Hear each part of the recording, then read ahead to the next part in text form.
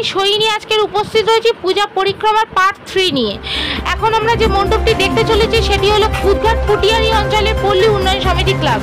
তো আর বেশি কথা না বলে ক্যামেরা পর্দায় চোখ রাখি আর দেখতে থাকি মণ্ডপটি। সেখানে রয়েছে আমাদের প্রতিনিধি লাবণী ঘোষ। আসুন তার কাছ থেকে জেনে নেওয়া যাক বিস্তারিত। বন্ধুরা, আমরা এখন উপস্থিত রয়েছি পল্লী উন্নয়ন সমিতি ক্লাবে।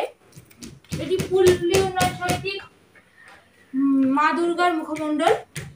এই প্রতিবেদনে বঙ্গ নিউজ চ্যানেলের পক্ষ থেকে আমি লাবণী ঘোষ। এদের থিম কথা। তো আসুন পুরো মণ্ডপটি ঘুরে দেখতে থাকি এবং দেখি এই মণ্ডপের মাঝে মাদুর শিল্পকে কিভাবে তুলে ধরা হয়েছে। তো পাশে থাকুন, সাথে থাকুন, ক্যামেরার পর্দায় চোখ রাখুন।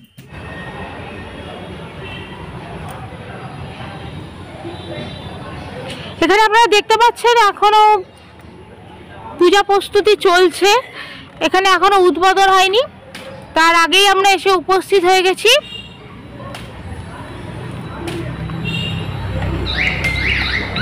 আমরা প্রবেশ করছি মণ্ডপের ভিতর। এখানে পুরোনো দিনে যে মাদুর তৈরি হয়েছিল সেই মাদুরকে তুলে ধরা হয়েছে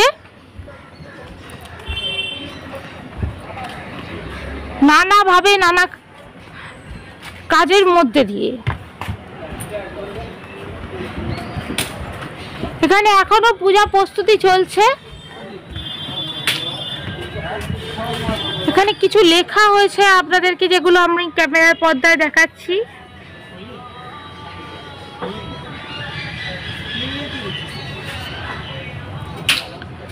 ছোট ছোট ঘর, সেগুলো মাদুর দিয়ে তৈরি হয়েছে। তার চাল পুরোপুরি মাদুর দিয়ে করা।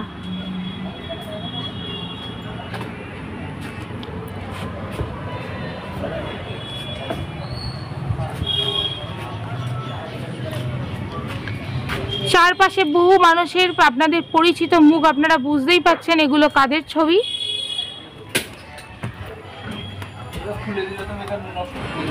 ত্রিনয়নী মায়ের এক রূপ এখানে তুলে ধরা হয়েছে।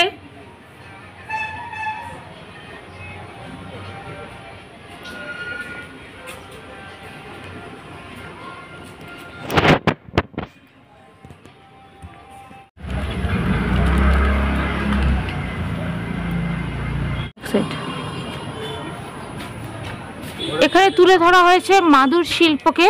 আপনারা দেখতে পাচ্ছেন নানান ধরনের নকশা করা মাদুর।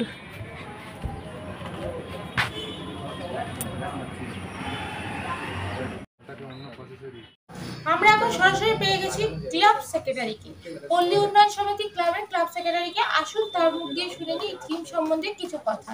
এদের থিমের নাম কথা। তো এই কথা সম্বন্ধে জেনে নেব কিছু কথা। নমস্কার দাদা। নমস্কার, আমি শুভম চক্রবর্তী। আমাদের পশ্চিম ফুটিয়ারি পল্লী উন্নয়ন সমিতির এবছরের থিমের নিবেদন কথা। আমাদের ৭০তম বর্ষ এবার। আমরা সাধারণত যে মাদুরে বসে এসেছি বা শুয়ে এসেছি, সেই মাদুর শিল্পেরই কথা আমরা আমাদের মণ্ডপে এবার ফুটিয়ে তুলছি।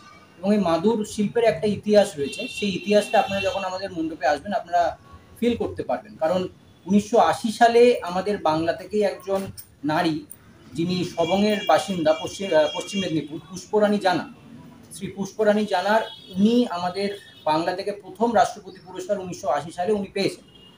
তো ওনাকে স্মরণ করে উনি এখনো জীবিত রয়েছেন। ওনাকে ট্রিবিউট দিয়ে আমাদের মাতৃ বা রূপ দেখতে পাচ্ছেন, ওনার হাতেই আমরা বুনিয়ে তুলেছি। সেই হিসেবেই উনি আসছেন আমাদের উদ্বোধনে।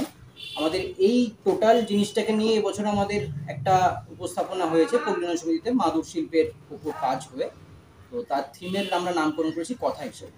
আচ্ছা, এই কথা শিল্পকে ফুটিয়ে তোলার জন্য যে মাদুরের কারিকুলাম সেখানে দেখছি, তো আপনাদের কতদিন সময় লেগেছে, মানে কতদিন ধরে কাজ চলছে? আমাদের ওয়ার্কশপে কাজ নিয়ার অ্যাবাউট 6 মান্থস চলেছে, 6 মাস চলেছে। তো মাঠে আমাদের অন গ্রাউন্ড প্রায় 3 থেকে 3.5 মাস আমাদের মাঠে কাজ চলেছে। এখন আর কদিন কাজ চলবে, মানে আপনাদের ওপেনিং কবে? আমাদের ওপেনিং আগামী পরশুদিন, অর্থাৎ 6 অক্টোবর। আমাদের কাজ মোটামুটি শেষ, এখন ফিনিশিং কাজের উপরই চলছে। আচ্ছা, শেষ পুজো প্রস্তুতি যাকে বলা হয়। আচ্ছা, তো আপনাদের কি আশায় মানুষটাকে কিভাবে নেবে? আপনাদের ক্লাবে যেরকম মানুষের সমাগম ঘটে আমরা প্রত্যেক বছর দেখে আসছি, আমি অন্য বছর এই ক্লাবে এসে থাকি, তো এবছর কতটা মানুষ নেবে কি আশা রাখছেন? দেখুন, একদম মাটির স্তরের কাজ তো, একদম গ্রাম্য কাজ। আশা করছি মানুষের ভালো লাগবে। মানে ওই ব্যাপারটাতে আজকের ডেটে হারিয়ে যাচ্ছে, ওই ফিলটা তো মানুষ পাচ্ছে না, ওই গ্রাম্য ভাবটা। তো আমাদের মণ্ডপে এলে মানুষরা ওই গন্ধটা পাবে, একদম রাফ মাদুরের গন্ধটা পাবেন, এবং মাদুরের যে এই যে ডেসক্রিপটিভ যে ইতিহাস ওনারা জানতে পারবেন। তো অবশ্যই ওনাদের ভালো লাগবে, এটা আমাদের তরফ থেকে একটা আশা রয়েছে। এই ক্লাব তুলে ধরেছে মাদুরকে শিল্প হিসাবে একটা ফুটিয়ে তোলার চেষ্টা, যেটা হারিয়ে যাচ্ছে আমাদের মাঝখান থেকে, অর্থাৎ কথার মাধ্যমে মাদুর শিল্পকে তুলে ধরা। তো ক্যামেরা পর্দায় চোখ রাখুন আর দেখতে থাকুন পল্লী উন্নয়ন সমিতির এই পূজা মণ্ডল।